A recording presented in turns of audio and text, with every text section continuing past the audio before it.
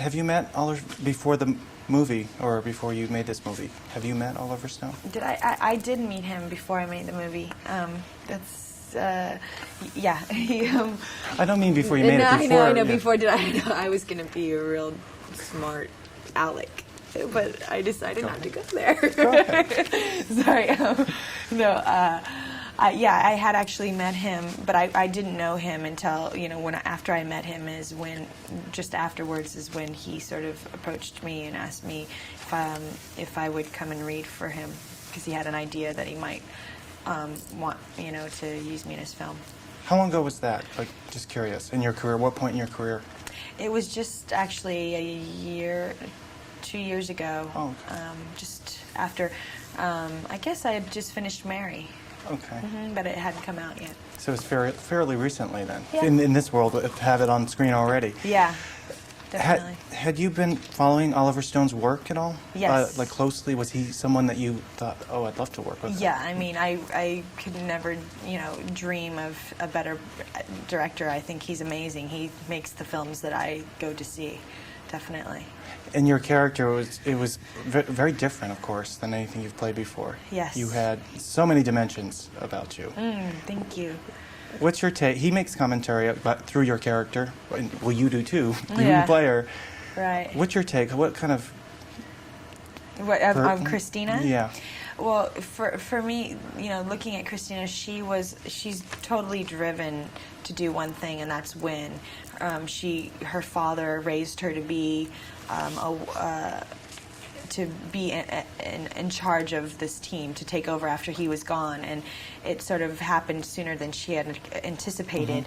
And she was put in the position where she's very green. She's not quite sure what she's doing, and all she wants to do is win, and all she's been doing is losing.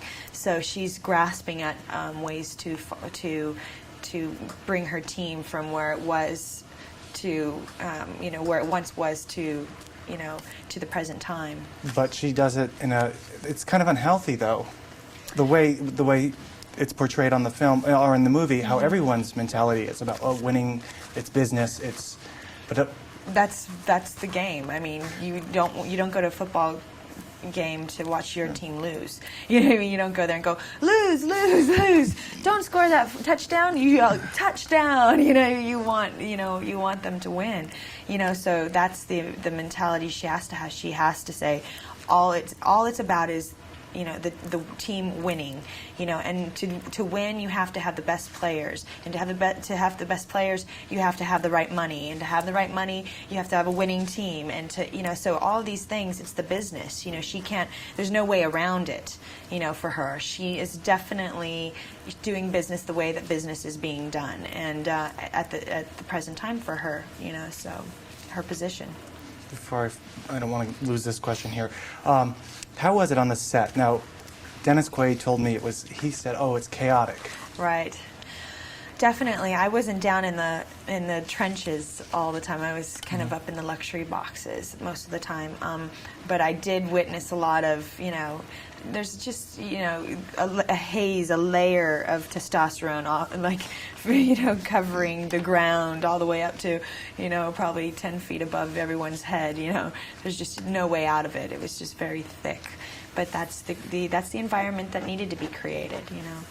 Your scenes with Al Pacino, they were, especially the shouting matches. How is it working with well, you're good. I don't mean to. Right. You know what I mean. But I know what you're saying. You know what I'm saying. It was great to work with Al. I mean, the reason I wanted to do this is to have that experience of that, and to learn as much as I could, and I learned a lot. I was very fortunate. They wrapped us up our night.